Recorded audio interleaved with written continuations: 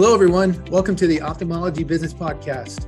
We help you develop your ideal practice with help of other doctors and experts. The topics we cover include marketing, management, leadership, recruitment, HR, mindsets, and more. I'm Guido Piquet, one of the co-hosts of this podcast. Every listener of this podcast is welcome to join the Ophthalmology Business Academy at www.obacademy.org. The membership is on us, and it's our gift to you.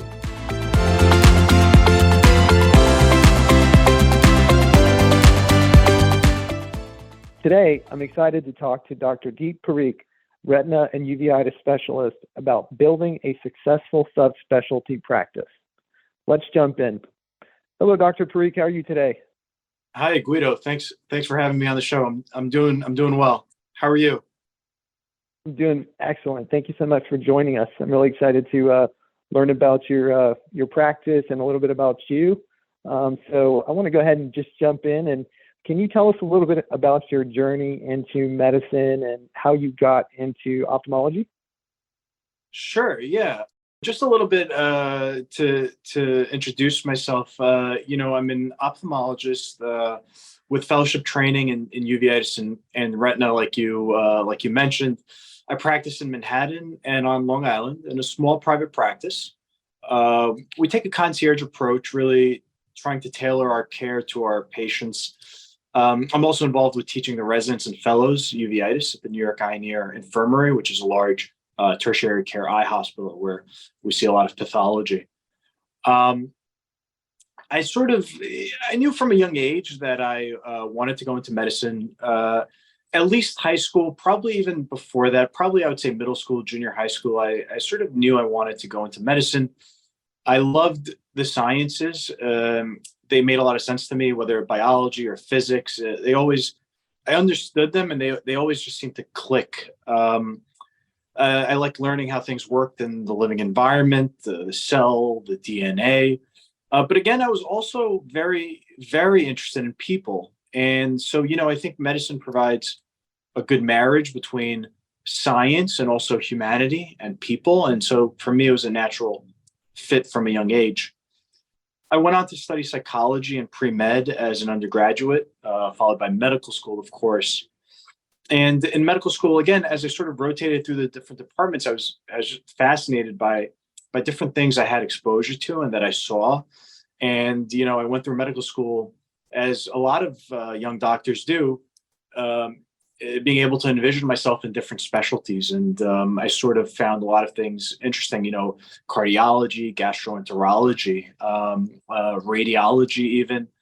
And then I did an ophthalmology rotation and really enjoyed my time there. It was sort of a nice mix. It was medical, surgical, procedural, and there was a lot of patient continuity of care. And I sort of saw the residents and how they practiced and how they really improved the quality of life for their patients. That aspect really drew me in.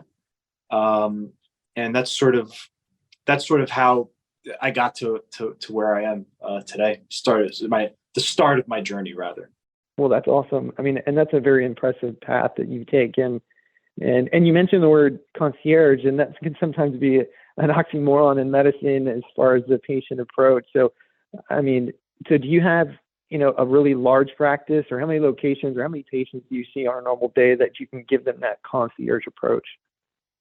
It's a great question. And it's something that gets more and more difficult to do these days, as a lot of practices are sort of becoming larger and larger. And of course, there's all these pressures from decreasing reimbursement rates and you got to increase your productivity. And so there's a lot of pressure, and it's sort of hard sometimes. And I feel patients sometimes don't get that sort of individualized level of care sometimes. I feel like patients often feel like they're cattle being shipped from one room to another. And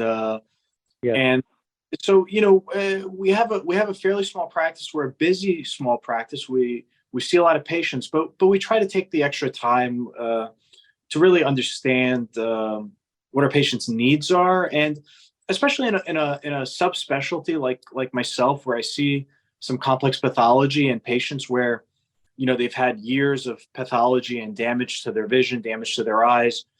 It sort of often does take multiple visits, and it really takes getting to know the patient, their needs, and again, how to rehab them and how to get their vision back and get them, back to their ability to function. So we try, but it's something we really pride ourselves in. And, I think that's the huge differentiator in practices that get really busy really quickly, and others that, struggle or just, have been around for a long time. So that's just the norm, and definitely concierge medicine is the norm. So congratulations. I think that's awesome. So you mentioned you're a uveitis and a retina specialist. Can you tell us a little bit about your subspecialty of uveitis and what that is exactly? Yeah, so uveitis is super interesting, but unfortunately not a lot of specialists that are trained in it and comfortable managing patients with uveitis. Uveitis is inflammation, right? So basically the itis is inflammation no matter what part of the body it's in, right? So arthritis is inflammation of the joints, colitis is inflammation of the colon, uveitis is inflammation technically of the uvea, right? So of the iris, the ciliary body, the choroid, but really a uveitis specialist treats and deals with inflammation, any part of the eye. Very serious condition, right? The eye is a small, delicate, confined organ. So, of course, inflammation in this small organ, if left uncontrolled, unchecked, will lead to permanent scarring, fibrosis, destruction of intraocular tissue, and can lead to blindness. So, very delicate organ, inflammation in it can be a very bad thing. Of course, Guido, inflammation is involved in a lot of things throughout medicine, right? So atherosclerosis, there's a component of inflammation. They think a component of low-grade inflammation is involved in chronic conditions like diabetes and obesity. Look, we're richest country in the world, access to some of the best healthcare. But probably, we're a pretty sick population and maybe getting sicker. And some of that may be self-inflicted, right? Processed foods, we know, high fructose corn syrup, our diet. So I think there is something to be said about lifestyle factors and contributing to chronic levels of inflammation. Also our lifestyles with, sort of chronic stress. And you see that. You see increasing rates of autoimmune disorders, cancers, et cetera. And that's all inflammation, right? So uveitis is sort of no different. It's sort of inflammation just in a different place. It's inflammation in the eye as opposed to, elsewhere in the body. Uveitis is, there could be many causes of it. So it's not always autoimmune, although that's the most likely scenario. You could have inflammation post-operatively. That's normal, right? So your body heals itself by producing inflammation. That's normal. That's what you expect. We get concerned in uveitis when you have abnormal levels of inflammation. And again, most times it's autoimmune. Sometimes it could be infections, Lyme disease, syphilis, tuberculosis. So these are all things you're sort of evaluating the patient for when they come in. Uveitis specialists are kind of sometimes like Dr. House, trying to figure out, okay, how did this inflammation get here? Why is it here? And essentially, why is the immune system attacking the eye? And how it presents, I can imagine other physicians who are not subspecialists or even eye doctors, maybe primary care physicians or, other doctors that are referring patients to you. It might be challenging for them to diagnose because it's, the patient's eye is red, right? So, what's a typical uveitis referral patient that you may see, look like and where that's coming from? Hey, that's a fantastic question. I'm really glad you asked that. Yeah, you're right. I mean, the thing with patients that we see is a red eye is so non-specific, right? Like we'll see, patients will come in with a red eye. It could be pink eye, right? And that's sort of the most common diagnosis a lot of uveitis patients initially carry. They see a doctor, they say, oh, you probably have pink eye, take these drops. And, it goes away, it comes back again, et cetera. And then they say, hey, maybe you've had this 3 times now in the last 2 weeks. I don't know, maybe it's not pink eye. Maybe we should, and they look a little closer, they see the AC inflammation, et cetera, and they sort of get this diagnosis of uveitis. But, the red eye is so nonspecific. It could be allergies, it could be dry eye, it could be pink eye. So sometimes a lot of these patients have unfortunately have been seeing multiple doctors for months, if not years, and and sometimes they carry the right diagnosis. They carry the diagnosis of uveitis, and they're treated with steroid drops, and that's sort of about it.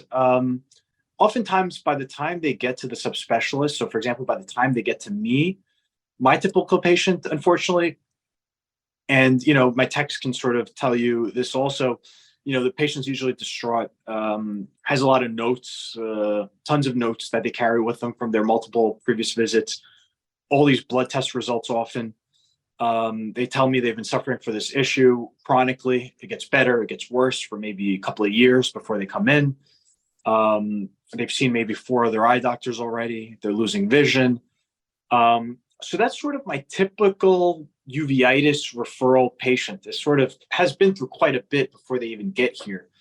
So a lot of the time is spent, doing advanced imaging, figuring out what's going on, diagnosing them, getting a proper history, evaluating for medications they may have been on. Some medications, of course, can be linked to uveitis, really getting down to the bottom of their issue. Going over their medical history. Do they have any joint pains, rashes, any autoimmune disease in the family maybe? And then the next step after that is we sort of discuss, okay, so here we are. You've been dealing with this issue for a while. You've lost some vision at this point. How are we going to get this vision back? How are we going to prevent further vision loss? And we sort of come up with a treatment plan. But, it's sort of, some of it is also guiding the patient's expectations because, again, they've been suffering for this for years. It's not sort of, I usually advise them, listen, we're not going to fix this completely on this visit. It's going to take a little, some time and some treatments, and we'll sort of come up with a plan where we can try to help you. And that's a great segue because I was thinking about this because I think in medicine and just how we treat patients, you have to think of it from their perspective, right? Like how do I, as a patient, understand, what's going on with me and what's going to happen and what's my prognosis, right? So if I'm a patient sitting there, I'm probably thinking, Dr. Parikh, is this treatable? Is this curable? Like, am I going to lose my vision? So if a patient, asks you those types of questions, what's the best way you can answer that for them? Great question. Uveitis is treatable. And again, it's sort of, uveitis is pretty varied because there's so many different presentations from front of the eye to the back of the eye, right? So anterior, intermediate, posterior uveitis, or pan-uveitis involving the entire eyeball. And, so it is a treatable condition. Usually first-line treatment for patients, and they'll already be started on this, is steroids and cycloplegic drops. Sometimes that's not enough. Sometimes you have to increase the therapy. That could involve oral prednisone, oral steroids. Of course, patients hate oral steroids, right? Because of all the side effects, Right. So that's sort of our next line if topical steroids don't work. There's very good localized treatments. And this is always interesting to patients. And they sometimes get excited about this because I think some patients are aware that if they have an autoimmune condition, we'll treat that with oral steroids. And sometimes we'll go on to the heavier duty medications that can treat autoimmune conditions like methotrexate, Cellcept, Humira. And then we discuss, newer options that are available. So injections of steroids in the eye can be really efficacious at reducing inflammation. They're thought of more, to be honest, as a Band-Aid a little bit, and as opposed to really curing it, but they work really well, and we have a lot of good success with them, whether they're subtenons, steroid injections, Kenalog injections, and recently, of course, dexamethasone implants like Ozurdex that can release steroids for 3 months or so in the eye. So you can actually get patients off their steroid drops. And more recently, we have medications like a fluocinolone implant that can last up to 3 years in the eye. So this is YUTIQ, and you sort of can inject this implant into the eyeball, and it sits there for 3 years and releases steroids and can really, really help in cases of uveitis. And this is relatively new. There's also something that recently came out, suprachoroidal injections of Triessence, Xipere, which is promising and has shown some very good data. even effects lasting up to 9 months after injection. So this is achieving control of uveitis in patients with localized treatment of steroid injections in or around the eye with no essentially, systemic side effects. So you're avoiding the insomnia, you're avoiding the weight gain, the diabetes that can come with oral prednisone. And it's sort of a localized treatment that can work really well. And there's a lot of, new ones coming out. So it's sort of an exciting area in uveitis. The one thing to keep in mind, of course, is these are not completely benign medications. So steroids in any form can raise the pressure in the eye, causing glaucoma, or can progress cataract formation. So those are sort of risks I'll discuss with patients that are sort of eager to give that a try. You also have to be careful with the patient you treat with that, because you have to sort of do your best to rule out an infection, because steroid implants can make infection in the eye worse. So you sort of want to do your due diligence, not rush to do a steroid injection, but sort of when that's an appropriate option, you want to evaluate that, and you can have some good success. I alluded to that being a little bit of a Band-Aid sometimes. The real cure for uveitis, and I think part of your question was, is there a cure for this? Are you able to reverse the vision loss or the blindness? And, there's a lot of good data that medications that treat conditions like rheumatoid arthritis and lupus, like methotrexate or Cellcept or mycophenolate or Humira, and now even some good data with Actemra in the treatment of uveitis.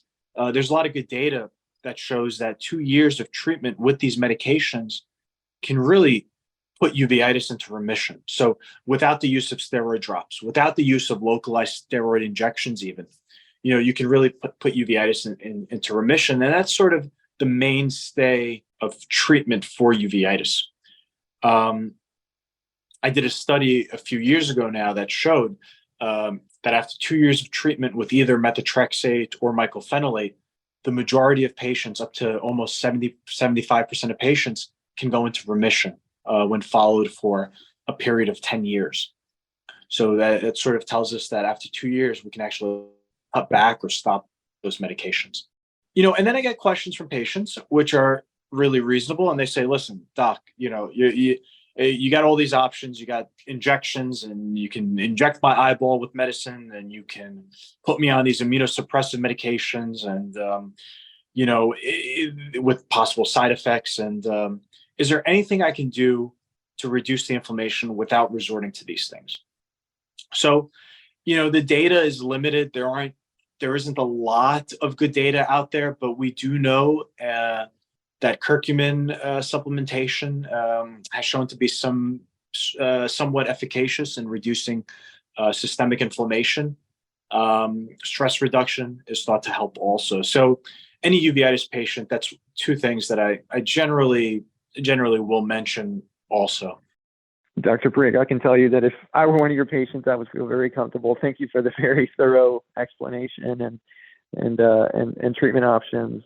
So thank you for that. I want to switch gears a little bit and talk about, like building a successful subspecialty practice. Because obviously everything that you just explained, providing patient great outcomes and great treatment, that's going to build your practice. But, you've been very successful building quickly as a younger physician.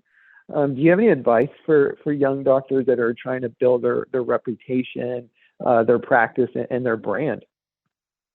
Yeah. So that's a good question. It's always hard as a younger doctor, right? You sort of come out of fellowship. You're usually very well trained. You know your stuff. You're ready to see patients, but it takes time for patients to trust you, for you to sort of, like you alluded to, build up a reputation for yourself. It sort of takes a little time, and then when they get to know you and they realize, listen, this doctor is well trained. They know what they're talking about. They know what they're doing, and they sort of that's what allows you to really build. It's the confidence of your patients, and also the confidence of your referring doctors. I think what I would say is to build your reputation and your practice, you want to start by doing hard things that you're comfortable with. You want to become a real expert in something. You want to have your own niche if you can, especially as a subspecialist. You want people to know, whether it's the referring doctor or the patient, you want them to know, listen, this is the doctor to go to for this serious problem you're having. You always want to continue learning. So you come out of residency fellowship, you're confident, you've seen a lot, but you don't know everything, right? And your training and your education doesn't end there. You got to keep attending conferences, academic conferences, publishing papers, presenting your findings, teaching the next generation of doctors, residents, and fellows. What I've found is all of that stuff, which I really try my best to stay on top of and to do, because I enjoy it, but also it sort of keeps me on my toes, keeps me up to date with things. You know, when residents ask you questions like, "Oh, Dr. Parikh, how do you know how do you know this is serpiginous? Why is it not amphiginous?" You know, these type of questions. It really keeps you up to date, and it helps create the best version of yourself as a physician, which is ultimately the end goal. So I think that continued process of improving yourself and trying to improve yourself, and taking on hard cases is part of, you know, what'll get you to that next level. Of course, when you have difficult cases, it's always a good idea to collaborate with others. You know, ask your mentors or colleagues for advice. They may have seen a case like this before. It's okay to refer patients. Some doctors are hesitant to refer patients. They don't want to seem like they don't know something, but I really think it's often a good idea. You know, because think about it, it's the best. If you're suspicious this is the diagnosis, it's a good idea. Get a second opinion. See if someone out there agrees with you, or if they might think of something you haven't thought of. And patients, I find, are very receptive to this. You know, if I see a patient and they come in and they have a complicated thing, and I say, well, listen, I think it's this, but why don't we get a second opinion? They're usually, you know, very receptive to that. And they sometimes, oftentimes they'll come back to me and they'll say, oh, Dr. Parikh, this so-and-so, you know, agreed with you. And now that both of you are sort of telling me, I feel much better. And they'll come back and they'll say, you know what, let's go ahead and let's start treatment. Yeah, and I think as a patient, that to me, that shows confidence, right? That you have the confidence to say that, right? Yeah, you're right. You know, it's like, I think you don't have to have all the answers. Yeah. Yeah. Yes. Yes. Yes. Exactly. The other thing I would say is communication is key. So with the patients, like you just mentioned, like communicating with them and say, listen, like you're dealing with a tough thing here. You're losing vision. Let's get a whole team approach together, right? Let's collaborate with other doctors and really figure this out. You know, oftentimes I will have a patient see a neuro-ophthalmologist, for example, and, you know, sort of say, is there anything else going on here? Do we need an MRI? What's, you know, so communicating with other doctors as you're building your reputation is key, whether it's a referring doctor or another consultant.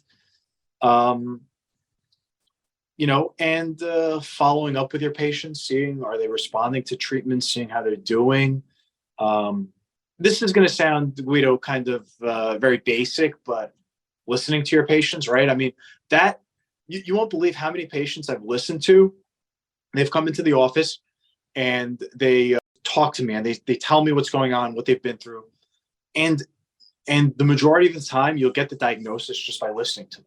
Like without looking at the images, they'll tell you their diagnosis if you just listen to them. So I don't know, things like that where you're sort of, I think it goes back to communication with patients, with other doctors, and I think that's what's going to really propel a young doctor to sort of be a trusted physician in their community and sort of, you know, and build their practice.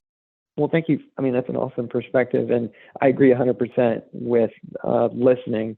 You know, I think I read that, you know, the majority of malpractice suits, the patient would not have proceeded with the suit if they had felt listened to. So, you know, listening to patients definitely key. And so, you know, I think we should probably wrap this conversation up. But I wanted to, you know, you're such a wealth of knowledge, and I know we could talk probably forever, but do you have any closing remarks for the podcast audience that you think is important for them to know? Thanks. You're too kind. Just I guess what I would say is doctors that are trained, residency trained, fellowship trained. These are doctors that generally well trained, know their stuff. If you just practice good medicine, good patient care, I think everyone, I think you're putting yourself in a great position to be successful. Whether it's a tough place like with a lot of specialists like New York City or Los Angeles, if you practice good medicine, good patient care, I think you'll be successful. It might take longer in places like New York or LA, just because of how dense they are with physicians. I think remembering you're a doctor first and foremost, you're in this to take care of people. So what I try to do is I try to view the patient as a whole, believe it or not, and then I view their eye problem second, and then the goal is to figure out how to help this patient in front of me live their best quality life. So the patient first, then understand who the patient is, then understand their vision problem, and then how to get that patient the best quality life they can from an ophthalmology perspective and from a general perspective. That's sort of the goal. I think that's where I would leave it, Guido. Well, that's awesome. Thank you so much, Dr. Parikh, for joining us today and talking about building a successful subspecialty practice. We appreciate it very much. Hey, my pleasure. It's really been a pleasure. Thank you. I also want to take a moment to thank our listeners. We appreciate each and every one of you. We cannot do what we do without you. If you like our podcast, kindly share it with your friends and on social media. And please don't forget to write a review on iTunes or Google Play. Your reviews will help other doctors and practice owners find us. Till we meet again, wishing all of you an amazing week ahead.